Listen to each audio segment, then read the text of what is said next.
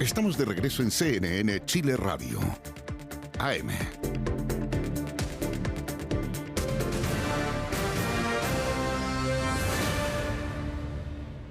De regreso en CNN Chile Radio, les hemos estado contando a segundos de las 11 de la mañana durante esta jornada que en la Cámara de Diputados se vota el proyecto que reemplaza el sistema de financiamiento de la educación superior, el FES, es el proyecto que ha enviado el gobierno. A esta hora los diputados y las diputadas intervienen y después tienen que votar la idea de legislar, tienen que votar en general. Un proyecto que ha sido resistido desde distintos sectores. Conversamos acá en el estudio con Juan Eduardo Vargas, que es rector de la Universidad Finisterra, que es miembro de la Corporación de Universidades Privadas. ¿Cómo está, Juan Eduardo? Buenos días. Bien, buenos días. Muchas gracias por esta invitación. A ver, usted ha tenido la oportunidad de participar en el debate que se ha estado dando en las comisiones de Hacienda y Educación. ¿Cómo ha sido el ambiente de la discusión y la conversación entre quienes se oponen al proyecto del gobierno y sus representantes? A ver, yo de partida, digamos, creo que en general el ambiente ha sido de mucha conversación y discusión, pero aparentemente sin que haya mayor oído a lo que diversos expertos y también desde el mundo académico hemos planteado como grandes problemas que presenta este proyecto de ley. Es decir, ha habido mucha discusión, mucha conversación, pero en la práctica el gobierno no se ha allanado mayormente a hacerle cambios profundos que son los que requiere, a nuestro juicio, este proyecto de ley para que realmente aporte al sistema. ¿Cuáles son los puntos críticos, a juicio de usted? A ver, yo lo resumo en 3 puntos. Yo creo que eso es lo esencial, digamos, para que el telespectador pueda, o el auditor pueda entenderlo, digamos. Primero, este es un proyecto de ley que afecta negativamente a los estudiantes. Hay que decirlo así. Afecta negativamente desde el punto de vista de que elimina becas que actualmente existen, van a quedar solamente 2 sistemas de financiamiento, gratuidad y el FES, y también desde el punto de vista de que impone un impuesto al graduado, es decir, hay un porcentaje no menor, cercano al 40% de los estudiantes que una vez egresados de la educación superior van a terminar pagando en los hechos más o bastante más de lo que el Estado invierta en ellos. Por eso digo que en primer lugar afecta negativamente a los estudiantes. A los estudiantes y a los ex estudiantes y a los egresados en el fondo. Por cierto. En segundo lugar, afecta también negativamente a las instituciones. ¿Por qué? Fundamentalmente porque les quita un elemento que es el copago y que permite complementar los ingresos de las instituciones de educación superior. El copago representa un monto relevante. Según algunas estimaciones puede estar cercano a los 200 millones de dólares anuales. Y esto, más allá de los números, Carolina, lo que significa en la práctica son menores recursos para contratar académicos, para invertir en infraestructura, para desarrollar centros de investigación, en definitiva, menos recursos para invertir en la calidad de las instituciones, lo cual también afecta finalmente a los propios estudiantes. Eso tiene un efecto tremendamente negativo y no ha sido suficientemente aquilatado. Es decir, si tú al sistema le quitas finalmente recursos, más temprano que tarde el sistema se va a resentir y se va a resentir también la calidad. Y eso también es importante mencionarlo como un tremendo punto negativo del sistema. Y no solamente eso, sino que también desde el punto de vista de la autonomía, todas las instituciones quedamos finalmente dependiendo en gran manera o prácticamente en la totalidad del Estado. Y esto hay que decirlo con todas sus letras. ¿En qué sentido? En el sentido de que todo el financiamiento, o prácticamente todo el financiamiento, viene tanto para las instituciones que están en gratuidad como para las que no lo están, va a venir del Estado. Y eso, más temprano que tarde, pone en juego o puede poner en jaque la autonomía de las instituciones.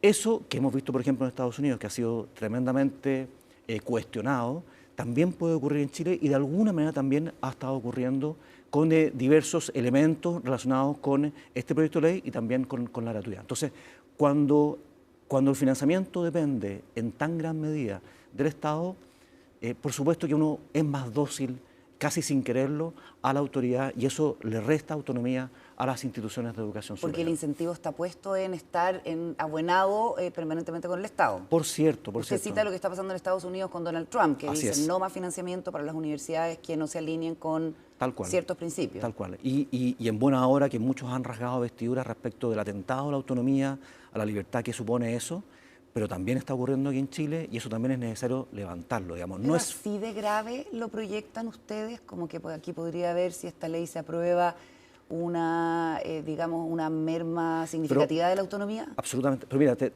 quizás lo voy a tratar de enfocar desde otro punto de vista, Carolina. Fíjate que con este proyecto de ley Lo que va a ocurrir en la práctica es que el Estado va a regular los precios, los aranceles de todas las instituciones de educación superior y va a regular también el crecimiento de las instituciones. Eso no se ha dicho con la suficiente fuerza. Las instituciones que estamos en gratuidad, hoy día tenemos un crecimiento limitado. No podemos crecer más por normativa. Lo mismo va a ocurrir con todas las demás instituciones que no están en gratuidad y que decían adscribir al FES. Entonces yo me pregunto, digo, ¿en qué ámbito de nuestro país el Estado regula no solamente el precio, sino la cantidad? Si eso no constituye un atentado a la autonomía, bueno, díganme, explícanme qué realmente constituye un atentado a esa autonomía. ¿Cuánta responsabilidad podríamos decir que tienen eventualmente las universidades privadas, en este caso, en la necesidad que pareciera haber de este gobierno, en este caso, de intervenirlas? Porque también está esta circular, ¿cierto?, que se envía para obligar a las universidades a revelar los sueldos de todos sus funcionarios, que es algo que ustedes también han criticado. ¿Cuánta responsabilidad hay respecto quizás de una falta de transparencia o una falta de rigor a la hora de tratar con las platas que son públicas? Yo sinceramente pienso que, o sea, desde hace ya varios años el sistema de educación superior vive una etapa de madurez que es muy distinta de lo que la gente o algunas personas piensan que existió en algún momento. ¿Ya? Efectivamente, mientras se desarrolló, mientras surgieron las universidades privadas, mientras nacieron, puede ser que haya habido algo de regulación que haya implicado en algunos casos una falta eventual de, no sé, de transparencia o de rigor. Pero desde hace ya varios años hay que decirlo con toda su letra. Nosotros estamos en un sistema en el que existe una superintendencia de educación superior, existe una subsecretaría. A esa superintendencia nosotros le entregamos muchísima información relativa a nuestro estado financiero y a un conjunto de otras materias que, respecto a las cuales ella nos está permanentemente preguntando. También hay una subsecretaría de Educación Superior, hay un Consejo Nacional de Educación y hay una Comisión Nacional de Acreditación, ante la cual nosotros tenemos que rendir cuenta, por así decirlo, respecto al cumplimiento de ciertos estándares de calidad. Hoy por hoy, todas las instituciones de educación superior deben acreditarse. Entonces, no hay espacio en la práctica para que haya algún tipo de falta de transparencia, como se puede haber hecho ver en determinados momentos. Entonces, cuando surgen estas cosas que van más allá de la ley, digamos, están en el contexto de la ley, pero de la ley de presupuesto, esta solicitud que se hace de revelar los sueldos. Por supuesto que nosotros nos levantamos y decimos, bueno, ¿esto efectivamente tiene un efecto positivo en la calidad de las instituciones? ¿O esto es simplemente una cuestión más bien de carácter, es de morbo, digamos, de querer saber cuánto ganan? ¿No afecta eso a la autonomía? ¿No tengo yo el legítimo derecho de establecer cuál va a ser mi escala de sueldo, con tal de que finalmente yo pueda cumplir con aquello que establezco como misión, que es finalmente formar a mis estudiantes? ¿Ustedes creen que debiera ser libre esa prerrogativa de las universidades privadas, en el fondo? Porque en su momento, cuando se conoció el caso de Marcela Cubillo de la Universidad de San Sebastián, estaba la postura del gobierno y de otros actores del sistema educacional que dice, si hay subsidios, si hay platas públicas, si hay bonos, si hay transferencias, debiera haber una vigilancia mayor sobre eso. O sea, nosotros rendimos cuenta permanentemente por las platas que recibimos, por la gratuidad, particularmente las que estamos en gratuidad, rendimos cuenta a la superintendencia, pero de ahí no se siga que debamos prácticamente que desnudarnos frente al... porque no corresponde. A ver, y esto es importante decirlo, el primer principio que establece la Ley de Educación Superior, la Ley 21.091, el primer principio que establece para el sistema es el de la autonomía. O sea, sin autonomía no tenemos realmente verdaderas instituciones de educación superior. Y esa autonomía implica también la libertad de poder establecer en términos administrativos y de gestión cuál va a ser el proyecto o cómo yo voy a desarrollar el proyecto que quiero hacer, digamos, para mi institución, para mis estudiantes, para mis académicos. Ese es el principio que quieren hacer valer ustedes frente a este tipo de intervenciones. Por supuesto, digamos. Y nos parece que finalmente es una cuestión más bien de morbo, que no tiene ningún tipo de efecto positivo en la calidad de la educación. Y no nos parece adecuado. Sabemos que las instituciones públicas sí lo hacen, lo deben hacer por ley de transparencia, pero de ahí no se sigue. Es como, a ver, cualquier tipo, lo llevo a otro ámbito. Si esta emisora, si esta radio recibe aportes fiscales desde el punto de vista de que hay avisaje que paga el Estado, ¿implica eso que se deben revelar los sueldos de quienes trabajan acá? No es necesario, digamos, no justifica necesariamente el hecho de que haya un aporte del Estado que uno deba entregar absolutamente todo. Son comparables, porque esto tiene puede que ser, ver también es un ejemplo, con el endeudamiento de la familia. Pero tú, no sé, una empresa constructora que construye viviendas sociales para el Estado, ¿también debe entregar la información relativa a los sueldos de sus gerentes? Estamos conversando con Juan Eduardo Vargas, rector de la Universidad Finisterra, a propósito, volviendo al tema del financiamiento de la educación superior, a propósito del debate que se está dando con el FES. ¿Ustedes, digamos, comparten la necesidad de modificar lo que existe hasta ahora, el CAE? Sí, definitivamente. A ver, hay que tomar en consideración que en los dos gobiernos anteriores se enviaron proyectos de ley de sistemas de financiamiento que reemplazaban el CAE. O sea, eso que muestra que hay un consenso transversal respecto de la necesidad de reemplazar el CAE. Entonces, desde ese punto de vista, nosotros también nos sumamos a la necesidad de legislar al respecto y de hacer cambios que impliquen finalmente la eliminación o el reemplazo del CAE.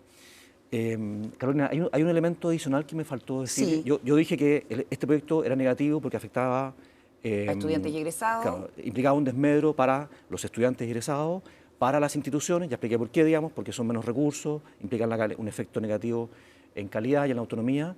Y también hay un tercer elemento que es importante levantarlo, y es que esto va a tener un costo fiscal, un costo mucho mayor el que se ha afirmado, digamos. Son diversos los expertos, me incluyo, digamos, dentro de ese grupo de expertos, los que hemos levantado la voz para decir, ojo, los cálculos que ha hecho el Ministerio de Hacienda, la Dirección de Presupuesto, no son correctos, en el sentido de que esto le va a costar muchísimo más al Estado de lo que se afirma. ¿Pero más de lo que actualmente desembolsa pagando la garantía de los bancos?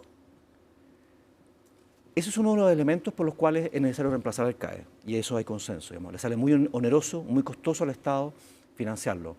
Pero el proyecto de ley lo que plantea en su informe financiero es que esto va a ser beneficioso desde el punto de vista fiscal. Y eso, sinceramente, no tiene, digamos, asidero. Porque se basa en supuestos que son irreales. De partida dice que la misma cantidad de alumnos que pide cada día va a pedirlo el día de mañana el FES. Y estamos viendo que si un estudiante que tiene perspectiva de que le vaya a ir bien, evidentemente en el futuro, digamos, que va a estudiar, por ejemplo, medicina, ese estudiante por ningún motivo va a querer adscribir, o digamos, va a querer tomar el FES, porque le va a implicar un desembolso el día de mañana muchísimo mayor que lo que el Estado invirtió en él. No solamente eso, el FES, tal como está diseñado, va a implicar un incentivo para que instituciones que no están en gratuidad pasen a gratuidad. Y eso tiene un costo fiscal enorme. Eso no está reflejado en el informe financiero. ¿Cuál debiera ser la solución, a juicio de ustedes? ¿Qué sistema de financiamiento de la educación superior debiera hacerse? A ver, a nosotros y en general, yo creo que el consenso está puesto en que aquí debería existir un crédito contingente al ingreso. Es decir, es razonable cobrar un porcentaje del ingreso, puede haber tramos, pero que en la medida que el estudiante le vaya bien, pueda devolver.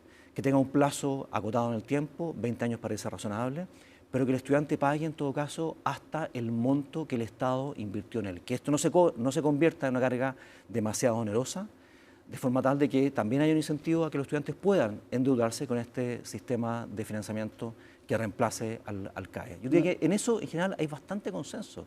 La gente no tiene... Es este impuesto al graduado el que hace que esto se tergiverse de manera importante. Y lo último, desde la Corporación de Universidades Privadas, ustedes dicen que son discriminadas las universidades privadas. ¿Por quiénes? ¿Y en qué se nota? Se nota permanentemente, digamos, y se nota en que no formamos parte de ningún tipo de mesa para discutir temas de política pública. Yo siempre pongo este ejemplo, Carolina. En el gobierno pasado, el presidente Piñera, nosotros creamos un Consejo Asesor para la Educación Superior que por primera vez reunía en un mismo espacio a todas las instituciones de educación superior, a las universidades, institutos profesionales, centros de formación técnica, escuelas matrices y a todas las entidades que forman parte del sistema, la CNA, el CENED, la Superintendencia, la Subsecretaría. Queríamos un espacio en que todos pudiéramos juntarnos a conversar acerca del sistema de educación superior y del futuro, de los principales desafíos. Pues bien, lo primero que hizo, o dentro de las primeras cosas que hizo este gobierno fue eliminar ese consejo. Y simplemente se ampara en la existencia del CRUCH, del Consejo de Rectores de Universidades Chilenas, para los efectos de la definición de aspectos de política pública. Nunca hemos sido consultados, siempre más bien hemos sido informados. Uno no nota, digamos, uno se da cuenta la mirada peyorativa o más bien el acento que me parece razonable que se quiera poner quizás en las instituciones estatales, pero de ahí no se siga a que tú debas mirar en menos o simplemente, digamos, invisibilizar a quienes, por otra parte, Carolina, representamos más de la mitad de la matrícula del universo, digamos, de estudiantes que estudian en las universidades. Muy bien, Juan Eduardo Vargas, rector de la Universidad Finisterra, ha conversado con nosotros en el contexto del debate del fin del CAE y la modificación del financiamiento de educación superior. Muchas gracias, Juan Eduardo. No, gracias a ustedes por la invitación.